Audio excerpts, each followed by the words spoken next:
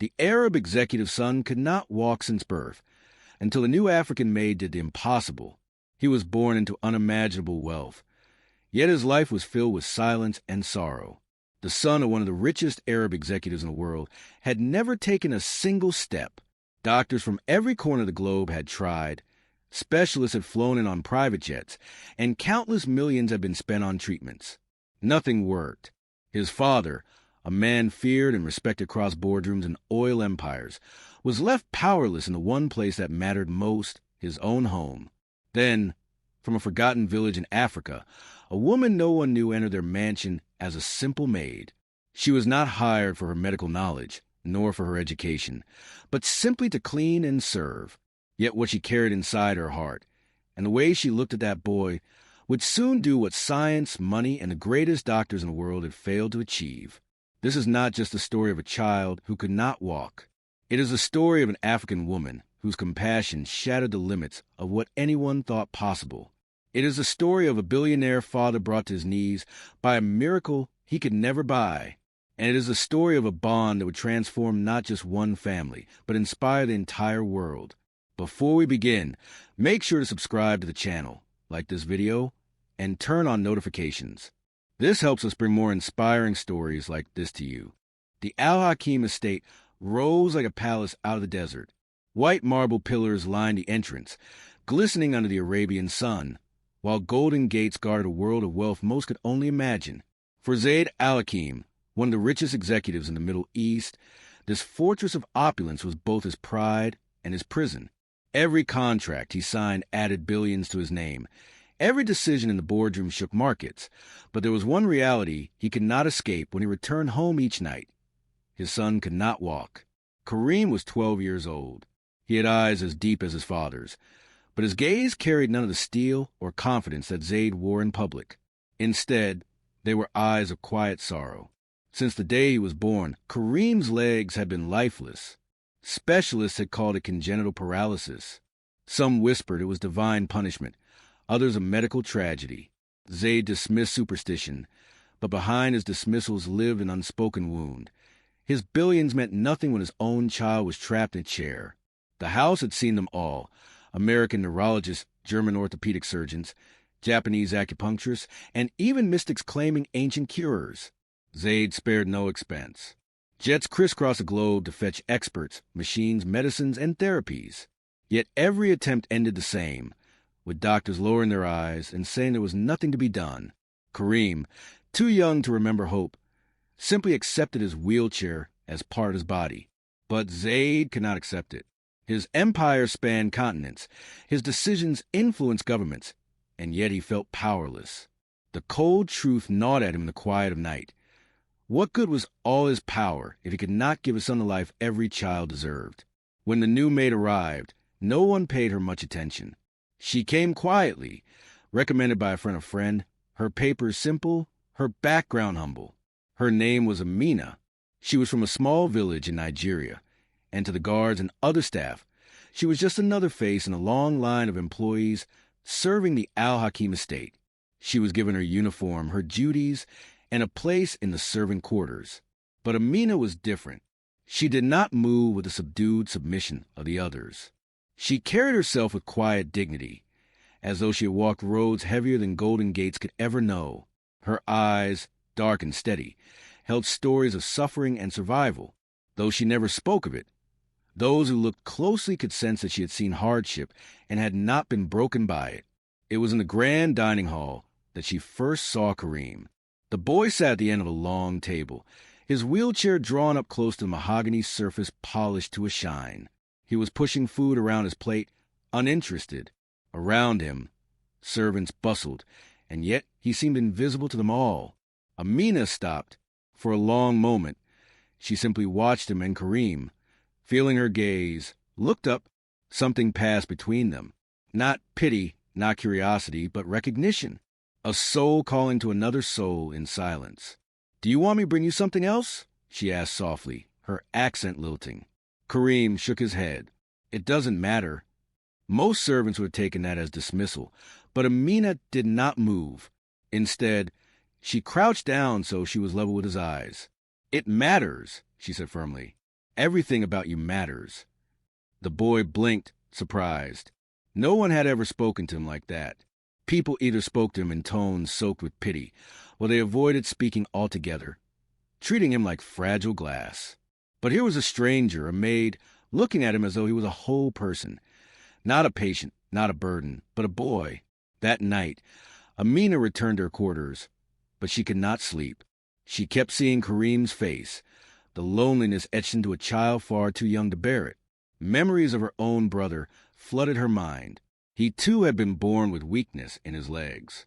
In their poor village, there had been no hospitals, no doctors, just the care of their mother and the stubborn love of family. Amina had grown up massaging his legs, helping him stand, teaching him to push past pain. He had died young, but she had never forgotten the lessons of those nights, how touch, patience, and belief could change what science dismissed. Days passed. Amina's duties were simple: cleaning, preparing rooms, serving meals. Yet, whenever she could, she sought Kareem. She would tell him stories from her village, tales of children who climbed mango trees and raced barefoot across fields. Kareem listened with wide eyes, imagining himself in those stories. Sometimes, when no one was watching, she would kneel by his wheelchair, gently placing her hands on his legs, massaging them slowly, speaking to him in her native tongue. "What are you doing?" Kareem whispered once. "I am reminding your legs they are part of you," she answered. He laughed weakly. "They don't listen." "They will," Amina said, "but only if you believe." Kareem had heard such words before, empty encouragements from therapists who eventually gave up. But there was something different in Amina's voice. She spoke not like a professional ticking off routines, but like someone who truly believed in him. Her belief, fierce and unshaken, began to seep into his heart. Zayd noticed changes he could not explain. Kareem, who once sat silently for hours, now smiled when Amina entered. He laughed at her stories, and his eyes carried a spark of life. At first, Zayd was relieved. Anything that made his son happy was welcome, but soon he grew wary. He was a man used to control, to power, and he did not trust what he could not command. Who was this maid who had suddenly captured his son's attention? One evening, Zayd entered Kareem's room without knocking. He froze. There, under the dim glow of a bedside lamp, Amina knelt on the floor, holding Kareem's legs gently in her hands. She was humming a low, steady tune in her language, rocking slightly, her eyes closed. Kareem sat quietly, listening, his face serene. "What is happening here?" Zayd's voice thundered. Amina startled, rising quickly, bowing her head. "Sir, I was only..." "Only what?" His eyes burned. "Do you think you are a doctor? Do you think your peasant tricks can succeed where the best minds in the world have failed?" Kareem's voice cut through the tension. "Father, please." She makes me feel different." Zayd turned to his son, his anger faltering. "Different how?" The boy looked at Amina, then back at his father. "Like I can almost feel them." The words hung in the air, impossible yet undeniable. Zayd's chest tightened. He wanted to dismiss it as childish imagination, yet the sincerity in Kareem's voice shook him. For the first time in years, his son was speaking with hope, but hope was dangerous. Zayd's jaw clenched. "Enough," he said coldly. "This ends now." And with that, he ordered Amina out of the room. But deep in his heart, a question burned. Could it be possible that this woman, this maid, was touching something billions had not? The night fell heavy over the estate, but in Kareem's eyes, for the first time, a glimmer of light refused to die. The next morning, the Al-Hakim estate was buzzing with unusual tension. Servants whispered in corners, avoiding the gaze of their master. Zayd al-Hakim was not a man accustomed to having his authority questioned. His command was law, his will final. Yet something about the previous night unsettled him. He had caught a maid, no more than a servant from a forgotten village, laying her hands on his son in some strange ritual. Every part of his pride screamed it was nonsense.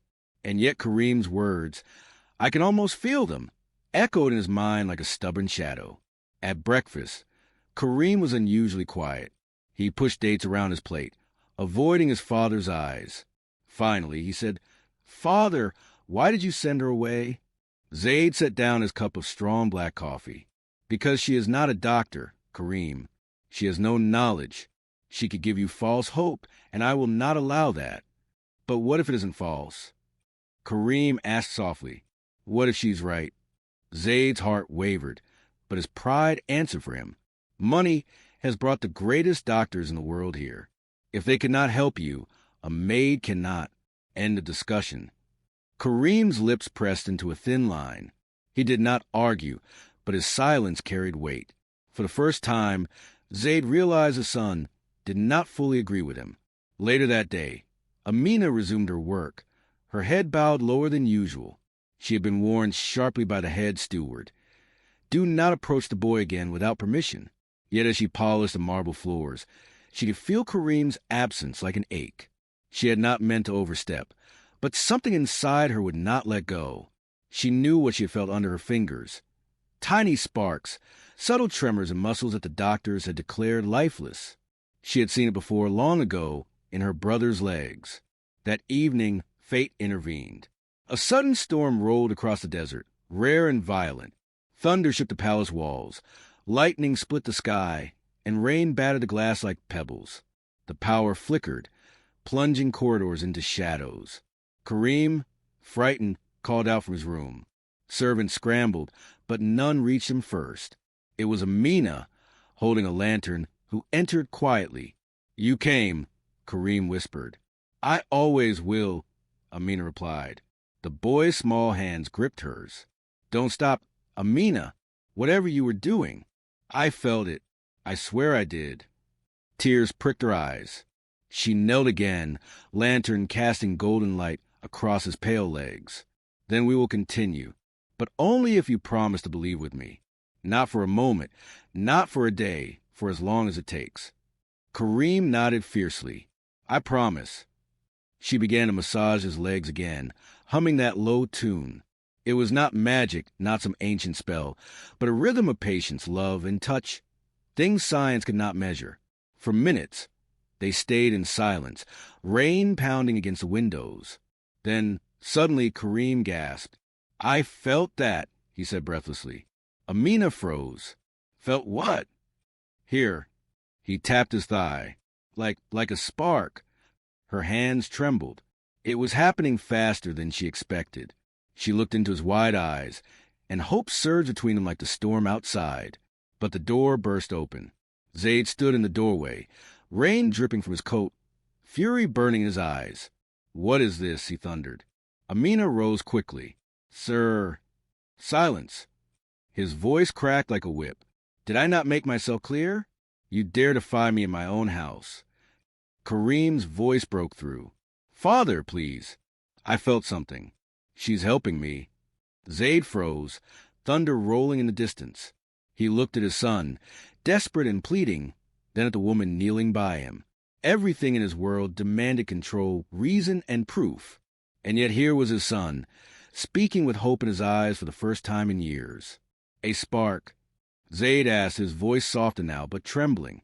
"Yes," Kareem whispered. "I'm not lying. I swear." Zayd's chest tightened. He wanted to dismiss it, to protect his son from disappointment. But the sincerity was undeniable. He turned his gaze to Amina, his voice low and dangerous. "If you deceive him, if you toy with his heart, you will regret ever stepping foot in this house." "I would never," Amina said quietly, steady as stone. The storm raged through the night, but inside the mansion, another storm was brewing. For the first time, Zayd allowed her to stay. In the days that followed, a strange balance took shape. Amina was permitted to continue her sessions, but under strict supervision. Zayd would often stand by the doorway, arms crossed, watching every movement with suspicion. Yet he could not deny the changes he began to see. Kareem's cheeks held more color. His laughter returned. And sometimes, though faint and fleeting, his legs twitched under Amina's touch. "Coincidence," Zayd muttered to himself. It must be coincidence. But deep down, he knew it was more. One evening, as Amina finished, she looked up at Zayd. "Sir, you must understand. This is not about me. It is about him. His spirit has been locked away." If he believes, if he feels love and strength, his body may follow. Belief does not cure paralysis, Zaid said harshly. Neither does money, she replied, her voice firm. Her words cut through him like a blade. For the first time, someone had dared to say aloud what he feared most, that his billions meant nothing here. Zaid left without a word, but her defiance haunted him. Meanwhile, Kareem's progress grew undeniable. He could now sense pressure when Amina touched his legs. He described tingles, warmth, and sensations that had never been there before. It was as if his body, long dormant, was awakening. The boy's excitement grew each day, and with it, Zaid's turmoil. One night, Zaid sat alone in his study, a glass of whiskey untouched on the table. He stared at a framed photograph of his late wife, Kareem's mother. She had died when Kareem was only 2, her final words urging Zaid to never give up on their son. He had tried, through wealth, through science, through power. And yet it was not him who had given Kareem hope, but a woman from nothing. The realization crushed him. He covered his face with his hands, whispering into the silence, "What if she succeeds? And what if she fails?" The days stretched into weeks. Small victories piled up. Kareem could lift his toes slightly, feel the brush of fabric against his calves, even wiggle faintly when concentrating. Each milestone filled the boy with joy, but each one tightened Zaid's chest. If Amina's methods truly worked, it would mean admitting his empire had failed his son in the simplest of ways. One evening, after a particularly intense session, Kareem managed to press his foot against the floor for the briefest moment. He cried out with triumph, tears streaming down his cheeks. Amina held him, whispering, "You are stronger than you know." Zaid stood frozen in the doorway, watching his son beam with a smile he had not seen in years. His heart swelled with pride and fear. Pride for his boy, fear of the truth. For in that moment, Zaid knew something irreversible had begun. And deep inside, a question he dared not speak grew louder. What if this maid holds a key to everything I could never buy? The desert sun returned after the storm, flooding the Al Hakim estate with light, as if nothing had happened. Yet inside the marble walls, life had changed forever. Kareem's small progress, his first faint wiggle, the press of a foot against the floor, had ignited a fire of hope that could not be extinguished. The boy woke each morning with eagerness, waiting for Amina's arrival, while Zaid wrestled with the contradictions tearing him apart. On the surface, he maintained control. He was Zaid al-Hakim, master of boardrooms, feared by rivals, admired by investors. No one in his world questioned him, not even presidents. But in his home, within the walls where he allowed no cameras or journalists, a maid from forgotten African village was unraveling the certainty of his empire. "Father," Kareem said one morning as Amina adjusted the cushions on his chair, "I want to try again today. Can we?" Zaid glanced at the boy, then at Amina. He hesitated. He hated that his permission seemed necessary, that he was losing command over the situation. Still, he nodded. "But I will be here, every step." The boy laughed, and Amina's smile was soft but resolute. She knelt again, humming her tune, working her hands over his legs. The air in the room was charged with possibility. Minutes passed, and again Kareem cried out, "There!" I felt it again. Zaid leaned forward, his pulse quickening. He saw his son's toes shift, barely a tremor, but undeniable. His chest tightened. Was it real, or just the boy's imagination forcing the movement? He wanted to believe. He needed to, but his pride held him back. That night, Zaid summoned his closest advisor, Hassan, a man who had been at his side for decades. Hassan was more than an employee. He was confidant and brother in all but blood. Over glasses of amber whiskey in the study, Zaid shared the unbelievable truth. She touches him, and he says he feels sparks. I have seen it. Hassan, his toes moved. Hassan frowned. "You are certain?" "I do not doubt my own eyes," Zaid said. "But how can this be? The best hospitals, the most advanced machines, they all failed. And now a maid does this." Hassan leaned back, considering. Perhaps it is faith. Perhaps the boy believes because she believes. And belief, my friend, can be stronger than science. Zaid slammed his glass down. Do not speak to me of belief. I deal in results, not dreams. Hassan said nothing more, but his silence spoke volumes. Meanwhile, whispers spread among the staff. Servants spoke of Kareem's legs tingling, of Sparks returning. Some dismissed it as gossip, but others eyed Amina with a strange reverence. The cook muttered that she must carry blessings from her village. The steward warned that such talk was dangerous. In palaces like this, superstition could ignite suspicion faster than flame on dry sand. The next morning, as Amina crossed the courtyard, two maids cornered her. "What are you doing with the boy?" one asked sharply. "Nothing but care," Amina replied evenly. "Be careful," the other hissed. "This house belongs to power, not miracles. If the master turns against you, no one can protect you." Amina met their gaze, unflinching. "I did not come to harm. I came to serve. But if service means giving him hope, I will not stop." Yet doubt began to creep into her heart. She knew the risk she was taking. She had seen power crush people for less. And Zaid, so proud, so fragile behind his armor, was unpredictable. One afternoon, Zaid entered Kareem's room to find his son upright, gripping the arms of the chair, straining. Amina crouched by him, guiding him gently. "What is happening here?" Zaid demanded. Kareem looked up, sweat on his forehead. "I want to try to stand." Zaid's throat went dry. The boy's legs trembled under the effort, knees buckling almost immediately.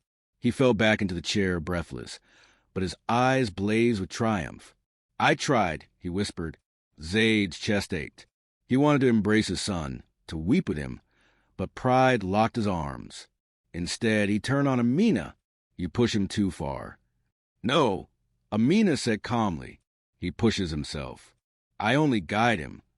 Her voice, steady and fearless, ignited fury in him. Yet beneath the anger, something else gnawed, admiration, and fear what it meant. That evening, alone in his study, Zaid pulled out the letters his wife had written before her death. In one, her delicate handwriting urged, "Never stop believing in our boy. Do not let the world tell you what is impossible." Zaid's hands trembled. His wife had believed. The doctors had not. And now this maid was forcing him to confront what he had buried. The following days brought both progress and setbacks. Some mornings, Kareem's legs twitched with clear intention. Other days, nothing happened at all. He grew frustrated, slamming his fist against the chair. "Why today and not yesterday?" he cried. Amina knelt before him. "Because strength is a river, not a straight line. It flows, it ebbs, but always it moves forward. You must be patient." Zaid watched from the doorway, torn between awe and terror. He saw his son's spirit transforming, rising from despair into determination.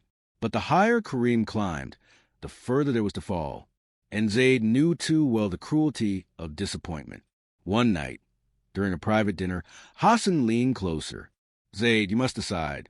Do you crush this hope before it grows? Or do you risk everything, your pride, your certainty, and let it flourish?" Zaid's jaw tightened. "If I allow it and it fails, I lose my son's heart forever.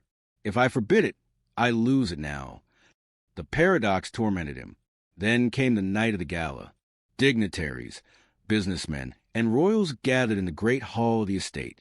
Zaid, dressed in immaculate white robes, played the host, shaking hands, sealing deals. But his mind was elsewhere, in the upstairs room where his son sat with Amina. During the speeches, a sudden commotion broke upstairs. A servant rushed down, pale and breathless. "Master, you must come." The crowd hushed as Zaid hurried up the grand staircase, Hassan at his side.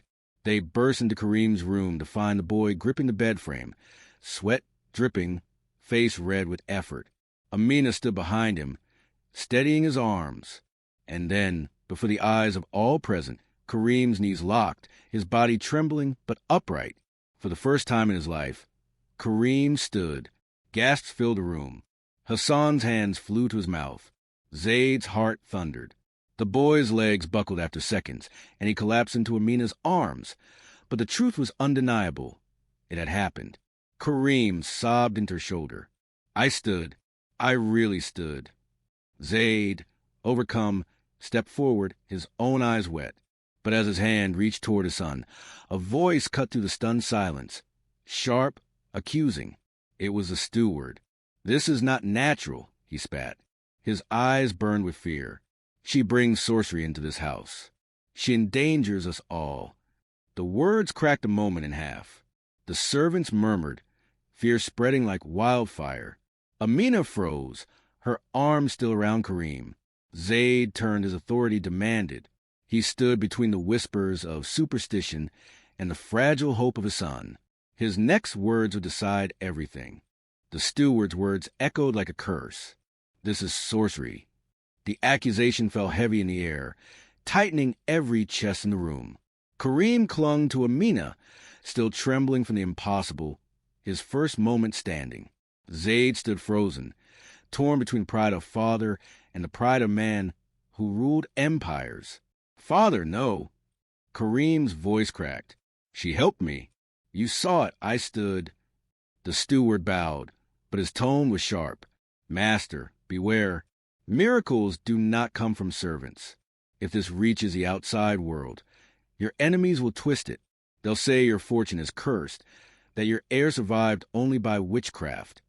The servants murmured agreement, fear spreading like a sickness. Zayd raised his hand, silencing them. "Leave us." The room emptied until only Zayd, Kareem, Amina, and Hassan remained. Zayd's gaze locked on Amina. "What are you doing to my son?" His voice carried accusation, but underneath it throbbed a plea for truth. Amina knelt, her eyes unwavering. "I remind his body it belongs to him. That is all. He is not broken. His spirit was trapped, and now it is waking." Zayd's jaw tightened. "I've spent millions. Doctors, machines, specialists, nothing. And yet you, with nothing but your hands? How?" "Because I believe," she answered. "And now he believes too. That is the power none of your billions could buy." Kareem gripped his father's sleeve. "She's right. Please don't take this from me." Zayd turned away, staring through the window at the desert glowing under the moon.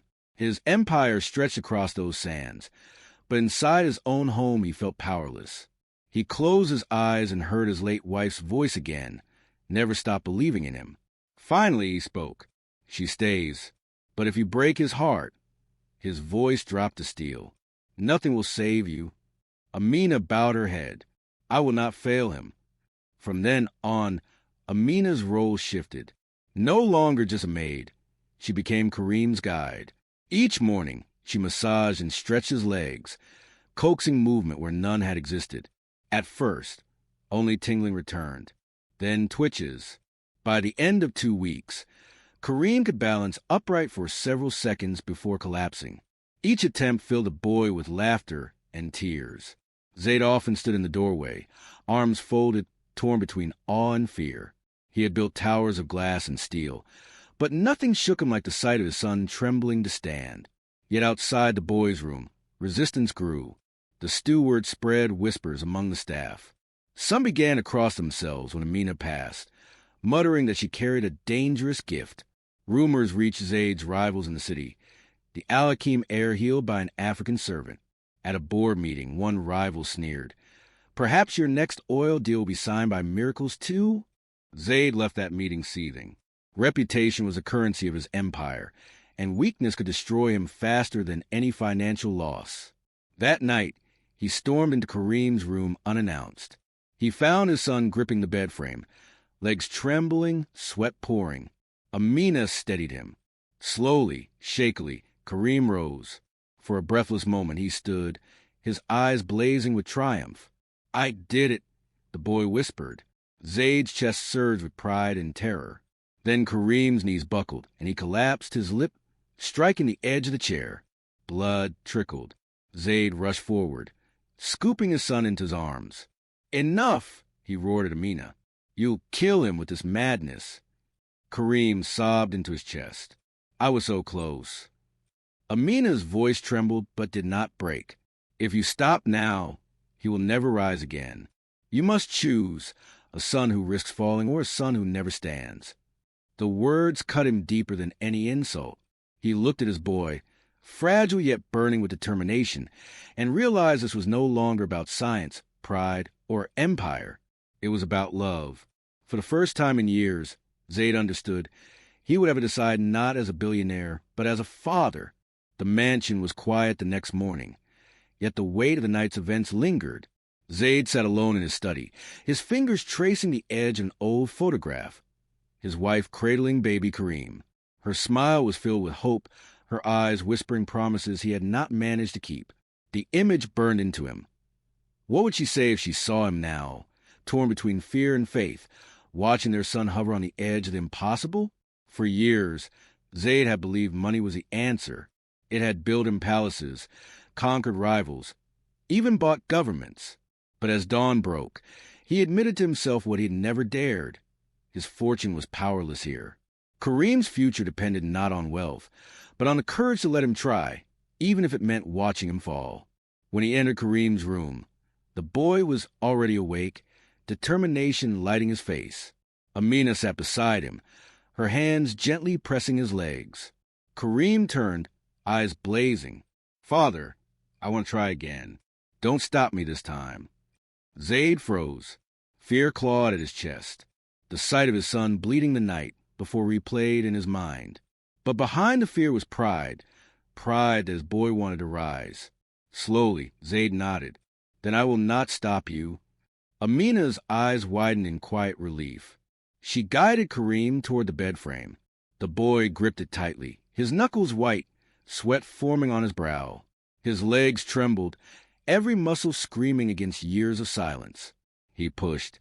For a moment, nothing happened. Zaid's heart sank. But then, like a whisper turning into a roar, Kareem's knees locked. His body straightened. Inch by inch, the boy rose until he stood fully upright, his chest heaving, his eyes wide in disbelief. "I'm standing," he whispered. His voice cracked with joy. "Father, I'm standing." Tears blurred Zaid's vision. He stumbled forward, his hands reaching out as if afraid the moment would vanish. "Yes, my son," he choked. "You're standing." Kareem clung to the bed frame, but this time he did not collapse immediately. With Amina's steady support, he shifted his weight, lifting one foot, then the other. A step, wobbly, unsteady, but a step nonetheless.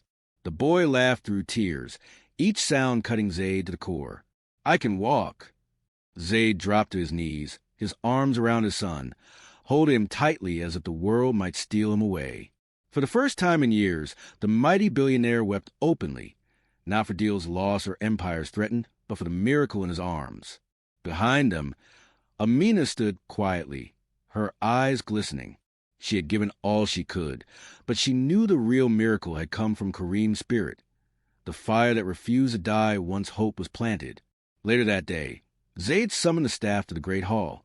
Whispers filled the air as servants gathered, their eyes darting between him and the maid at the boy's side. Kareem stood proudly, leaning lightly on Amina's arm.